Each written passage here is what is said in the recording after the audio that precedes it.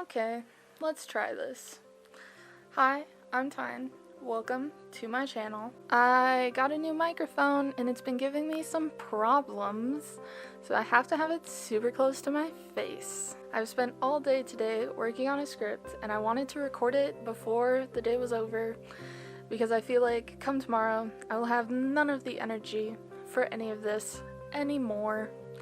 And that's just how things are. I specifically have been wanting to make more videos about feminism in film and gender in film, as you may have seen from previous videos, and I've been having a really hard time thinking of a good way to talk about and explain the idea of the male gaze, because it is a very sort of academic, cerebral, big brain concept. But I finally realized the perfect way to talk about this is by talking about the portrayal of Harley Quinn in both Suicide Squad from 2016 and Birds of Prey from just last year, 2020. Because the first of those, Suicide Squad, was made by a man who both wrote and directed it, and the second, Birds of Prey, was written by a woman and directed by another woman.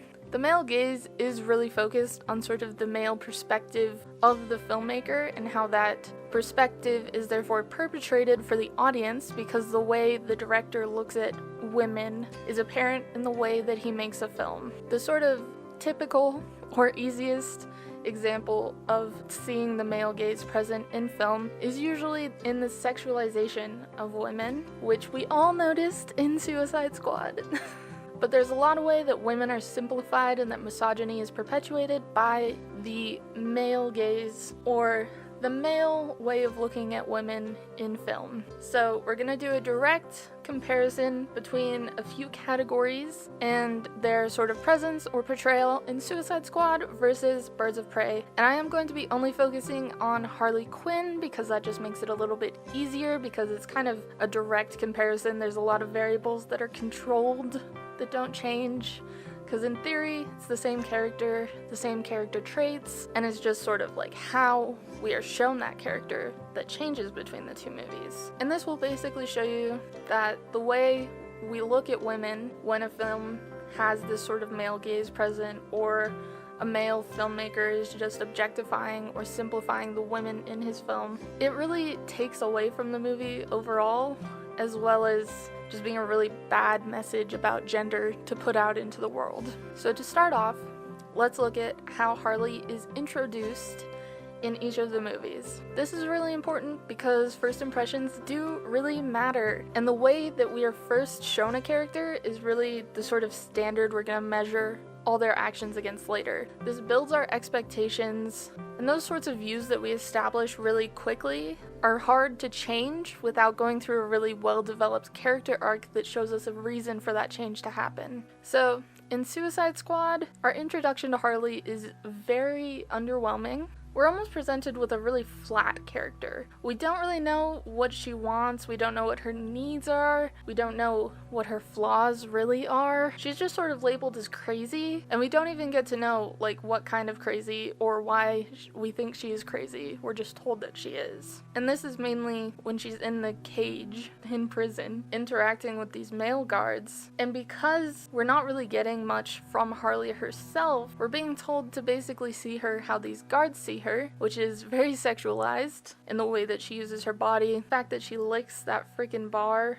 and there's almost nothing else to her. They think she's crazy, but we don't really get any insight into a certain kind of insanity. Like, a lot of male characters in this universe are sort of said to be sociopaths or psychopaths, but Harley is certainly not that, and they don't give us any other clue to what sort of insanity might be driving her behavior that would help us to predict her actions. So it almost seems like it's more likely that she's just doing this to play with them or for her own entertainment to act crazy, but that's also not really really a convincing argument because of how she gets hurt in the process. Like the fact that being up on the bars shocks her, and then she runs into the bars and hits her head. The only thing that really makes sense for interpreting these actions is if the sort of medication or treatment that she is on is making her more unstable, but again, doesn't really make sense. And because there's no sort of reasoning behind any of these things, we just perceive her character as very flat,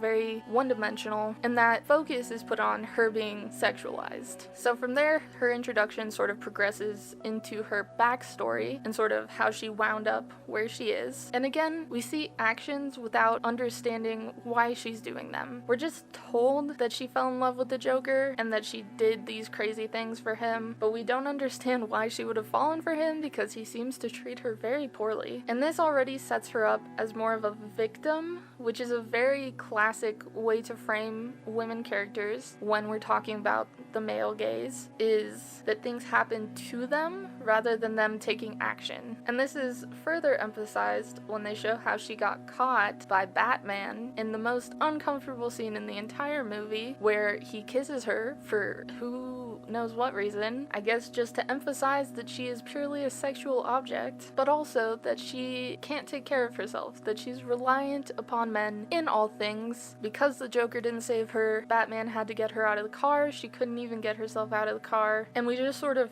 see her pass from the hands of one man to another, and basically her character is only given meaning or relevance in relation to the men around her. On the other hand, Birds of Prey introduces her very differently. First of all, it does something super smart and fun and meta in the fact that it chooses to portray all of that background from Suicide Squad as a cartoon, which is cinematically drawing attention to the fact that all of that was very flat and two-dimensional, and that the way she was portrayed, because they show her wearing the outfits she was shown in Suicide Squad, was more of a caricature than a real person. And then it throws us straight into the fact that Harley is a real person. She is complex. She has her own feelings and desires and needs with the whole breakup sequence, because we see her coping how a normal person would cope. The cheese whiz. It's disgusting, but it's also so relatable. But then it also, this sequence makes Harley really unique and gives her some standout character traits in how she goes to find a pet and she picks a hyena, and then when the guy selling her the hyena is kind of creepy, she acts out with violence. So already we just know so much more about her as a person. We know that she's driven just sort of by her own fancies, by her own like passing desires, but that she also quickly resorts to violence basically because she can and because it seems like the easy way to her. And even better, there's a why behind everything she does. The reason she's acting kind of pathetic is because she's all torn up over her breakup and she doesn't know who she is without the Joker. The reason she feeds that guy to her hyena is because he was a creep and she doesn't like creeps. So these tell us things about her that add up to an actual character.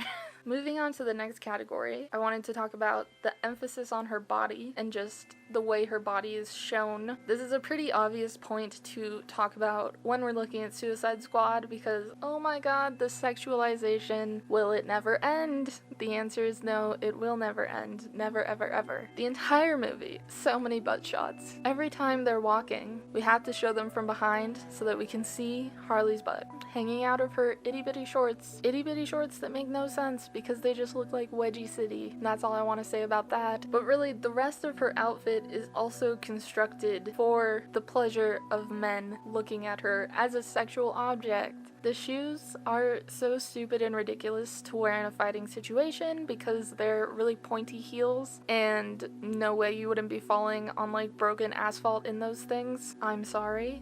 The jacket she wears literally labels her as Joker's property, just further emphasizing that she is only a possession of men. And then even the shirt in later scenes, she gets all soaking wet and it seems like it's just super tight for the benefit of that soaking wet scene to show off everything that they felt they kind of had to cover up throughout the rest of the movie. And then, of course, all of the full body pans, especially the one where she's getting changed, where they just have to show you her whole body because that's the most important thing about her, is all of that action. And this just continues and constantly tells us that Harley is a sexual object more than a person. It doesn't matter what she's doing, it matters what she looks like, which is a complete contrast to how all the male characters are treated in the movie. I bet you don't even know what the outfits of the other characters look like because they're not given nearly as much attention to their body as Harley is. There's a few other things that show up briefly. Most of her acrobatics is sort of weirdly sexual, just in the way it's kind of slow and pointless as far as like what's going on. And there's also some extra attention on her mouth that's done in a very sexual way, like even her just chewing gum, but also like having her tongue show at different points. Whereas in Birds of Prey, they distinctly do not do these things. Even when she wears short shorts and crop tops, not a lot of camera time is spent showing those things. In fact, they frequently cut away right before a gratuitous booty shot could have occurred, because cutting away moves the plot forward and helps us learn more about the characters and what's going on. I also liked that in the chase scene when she falls, it's actually like super ugly how clumsy she is, whereas at one point she falls in Suicide Squad and it's this like sexy stretching out on the floor vibe, and it's just like sexiness just for the point of it. Like that adds nothing to the plot. It tells us nothing about her character that actually has any relevance to the plot. That's sort of what we're talking about in terms of the male gaze and the objectification of women in film. And Birds of Prey avoids any sort of sexualization because the movie doesn't have anything to do with her being a sexual person. And related to talking about her sort of body and the way it's portrayed and shown, I also want to talk about fighting styles. So in Suicide Squad, there's almost nothing interesting about the way Harley fights. Like she just hits stuff, and I think she might fire a gun at some point, but it's very to the point, which is also just a pet peeve of mine about action movies in general, is just really boring fighting scenes where it's like fast cuts, things hitting things, cutting away without showing the actual impact. And then the one time that they do show her doing a little bit more interesting fighting in that elevator scene, a lot of the moves she does are like weird in that they draw attention to the parts of her body that have been sexualized throughout the movie, like showing her legs. But I did appreciate that they threw that in there because throughout the rest of it, there's a lot of an inclination that Harley is like not that special of a fighter, and you're kind of wondering why she's there with these like actual metahumans. Whereas in Birds of Prey, the first time you see Harley really fighting is super fun and impressive because she takes on this whole cop precinct, as well as some criminals that show up because of the hit put out, and we see how creative she is in her fighting and how she's actually really effective even with her extremely physical fighting style where she doesn't really use guns or other weapons that keep her far away from her targets. And we see her personality as well in the fact that she uses a beanbag gun because she doesn't really like killing people that haven't done anything, and also all of the glitter because girl loves some glitter. And also all of her acrobatics are used a lot more intentionally to give her an upper hand against these opponents that seem larger and better armed than she is, which is a lot more interesting to watch, as well as emphasizing how capable she is as a supervillain in her own right. And I think the reason the fighting is especially important, and the fact that her fighting isn't so emphasized in Suicide Squad, is because it helps keep her as sort of reliant on the men around her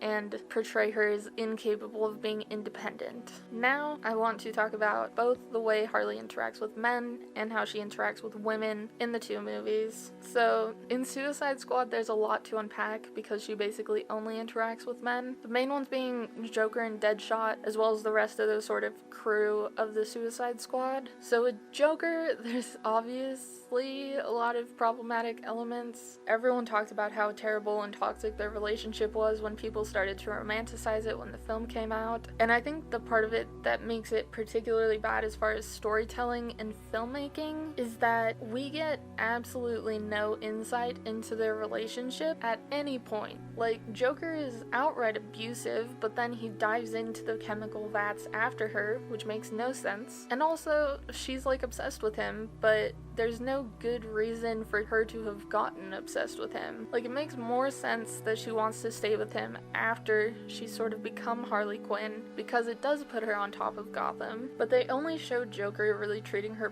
positively when she's acting sexual, which could also explain why she is so sexualized in the sort of scenes they show of them together in the club, because you can see when he's sort of like touching her face and her mouth, that's the only time he's saying positive things to her. Otherwise, he's like really harsh to her in the whole backstory. And then with him wanting to rescue her, it's just another sort of like, she needs a man to get her out of this. I don't even know if I have anything to say about that, but it especially peeves me that when the first rescue attempt sort of goes south and she thinks that Joker is dead, that she doesn't just get herself out of there, because it makes no sense to go back when she knows that she's just going to be taken back to prison. And she thinks Joker's dead, which means she thinks her shot at being broken out is gone. And this takes me into her interactions with Deadshot, which are also like totally unnecessarily like sexualized and flirty, and there's almost hints at them being sort of a romantic item at various points in the movie. Like after she comes back from the escape attempt, she's sitting on that car, and when she goes to get down, Deadshot actually lifts her up and holds her like bridal style for a moment before setting her down, which is just totally unnecessary. Like, she got on the car, she can get off of the car. And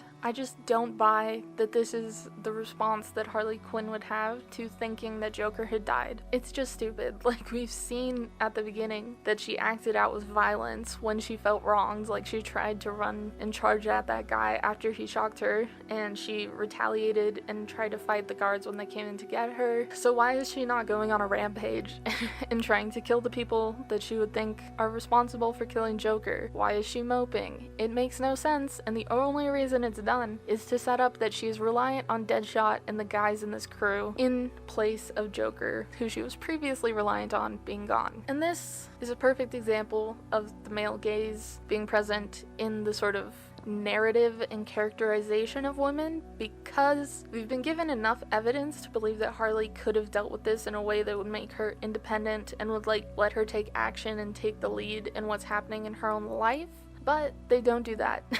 And that's really like that perpetuation of the idea that women have to be reliant on men, that women only exist in relation to men, and that they aren't capable of sort of being characters with decision-making abilities of their own. She also has some weird flirty moments with some of the other guys that are really unnecessary, because like none of them respond well to it, so it's not like strategically helpful for her like having their trust for them to help her out. And also, if she like is really that reliant on Joker, I don't understand why she would be flirty with other dudes. It just doesn't really make sense. And this sort of like lack of consistency in her character is also a flaw of the sort of difficulty men have with portraying women characters. Another one that just really grinds my gears because of how unnecessary it was is how in the scene where they're all in the bar kind of complaining and wanting to give up, Harley is standing behind the bar as if she's the one serving them, which I think they do show her pouring Deadshot's shot, and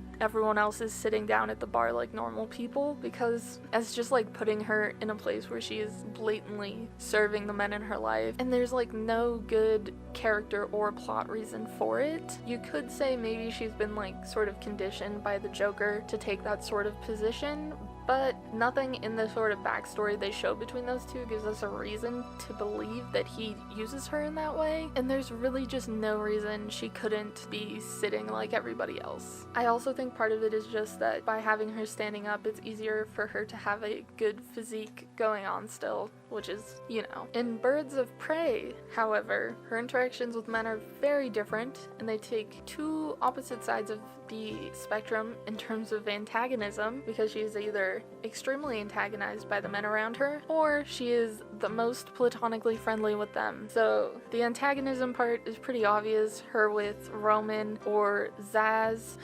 They do this whole interrogation scene. Zaz even does some weirdly sexual stuff, and she's just like not here for it, and she's sort of shown as kind of annoying to the men around her, and she's not really trying to please them at all, except when she's trying to persuade Roman to keep her alive so that she can do this job for him. And the fact that she does convince him while him not being seduced by her or anything sexual like that shows that she's a really smart person. And then the fact that she could actually deliver on that, besides the fact that Roman wanted to kill the kid and she didn't believe in that, continues to show how capable she is. And she also just doesn't respond positively to any of the creeps around her, which is great. On the other side of it, she has super friendly interactions with like random dudes. It shows that she's not at all just naturally flirty, and that she's not just trying to like hook up with all the guys around her, which is the sort of vibe that you get in Suicide Squad. Because like that guy that like lets her off the roof at the very beginning that she just like says thank you to, that they show super quick, that's super chill, not at all flirtatious. And then there's her landlord, who she's also just like super nice and super good terms with. Both of those are shown as sort of like older guys, which is probably meant to help take away any implication of there being a sexual or romantic side to her positive interactions with them. And I see that as like the filmmakers deciding to give her absolutely no romantic or sexual interests in men in the movie. And I do think that we can and should interpret some of the extremes in Birds of Prey as a reaction to the misogyny and male gaze in the Suicide Squad film, because that's the context in which they made the film.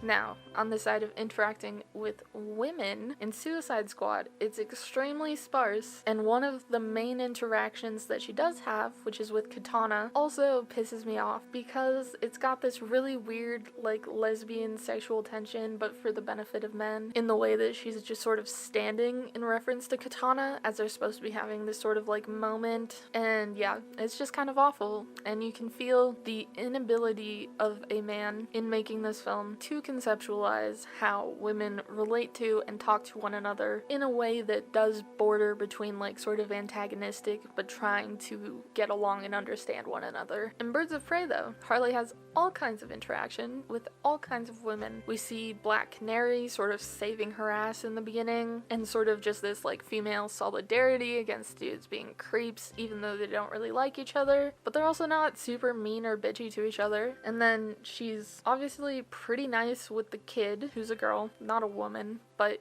you know, she like pretty quickly takes on this sort of mentor role in like telling the kid what she should and shouldn't do, who she should and shouldn't be messing with, and just sort of like joking around and being friendly with her. And then with the encounter with the other girls at the end with Crossbow Killer, I forgot what she wanted to be called. Oh my god.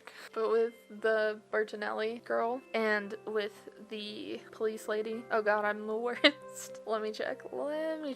With the Huntress and Renee Montoya, they are able to pretty quickly realize that they have a common interest and work together for that common interest, which is something that you would have thought Katana and Harley could have done in Suicide Squad, but did not happen because of the sort of need of the male gaze to orient the women only in relation to men, which is also why, side note, Katana is kind of reduced to her commitment to her husband, who is trapped in the sword. So another big thing about the male gaze is this sort of Freudian approach, and the idea that the women are used for the sort of Freudian journey of the men around them, and they're sort of just tools in men figuring out their Oedipal complexes and what have you. But that is a whole can of worms that I have a very hard time getting into because of my lack of interest in figuring out Freudian psychology, because it's just all super weird. But in Suicide Squad, you could argue that Harley is sort of relevant to the Joker because he's interested in her because he does need some sort of like sexual fulfillment, and that her own sort of character arc and interests are kind of sidelined to both Joker and Deadshot's apparent will. But I don't want to get into the Freudian stuff. But she is definitely not a tool for any man's anything in Birds of Prey, which is what makes it feel so great to watch, because it's just a woman being a person. And you also see that in the fact that she actually has character traits that are consistent and relevant to the plot. Like, the way she likes shiny things is more than just a one-off, like in Suicide Squad. They just show her breaking a window to grab a purse, and it's not relevant to anything, and they don't even show her having the purse, and it makes no sense. Whereas in Birds of Prey, she gets distracted by something shiny and holds on to it because it completes her outfit, and we see her love of shiny things in the rest of her outfits throughout the movie, which makes it make sense that we get introduced to that part of her. And it also kind of aligns with her being sort of annoying and vexing to people like Roman. But also her commitment to that breakfast sandwich, her having a pet, even if it's a crazy hyena. These things make her feel like a real person, because real people have interests. Real people have food that they love more than life itself. And also the fact that we get introduced to a sort of moral code that she has in terms of her not wanting to hurt the kid and her not killing the cops, even though she could have gone in there with actual guns blazing. It sort of shows that she only hurts people that she thinks deserve it, which just makes her a more interesting villain and criminal than the sort of helpless but kind of good at fighting and very sexualized just object that she was in Suicide Squad. And so what is my point? My point is that coming away from always watching movies that, like Suicide Squad, have this male gaze and this objectification of women helps perpetuate the societal expectations and just what people sort of expect women to be, and just contributes to our overall society being misogynistic and not being able to understand women as just people. This is where you get incels, is from always seeing media where they think women and girls exist to help their story move forward rather than them having the right to live their own stories themselves. And also, it's just not great movie making. It makes a lot of plot points feel kind of flat and forced. It takes away a dimension of the storytelling that could add a lot. Because if we understood Harley, if Harley had just one or two more solid character traits in Suicide Squad, rather than us focusing on her being sexualized, it would have enabled a lot more interesting things to happen between her and the other characters, like Deadshot, who had more of an exploration of his own morality in terms of how his choices affected his daughter and whether he wanted to keep living like that. Because Harley doesn't really go through any sort of crisis, she starts out reliant on the Joker, and at the end they show her still reliant on the Joker. It just takes away a lot of the potential the movie had to be a good movie. So that's what's up. I've really simplified the idea of the male gaze to sort of the way it's more colloquially used and not the really original feminist film theory, because that theory is really based in sort of Freudian psychoanalysis, and I'm just not super into Freudian psychoanalysis. But if you sort of abstract the idea to the male gaze as the way men making films struggle to portray women as anything other than object for men, there's a lot of other ways you can see that sort of problem in filmmaking. So I hope it was interesting. Comment anything you want to comment. Like it if you liked it. Subscribe if you want to see more. I'd love to have more people around. And I'll see you next time. Bye!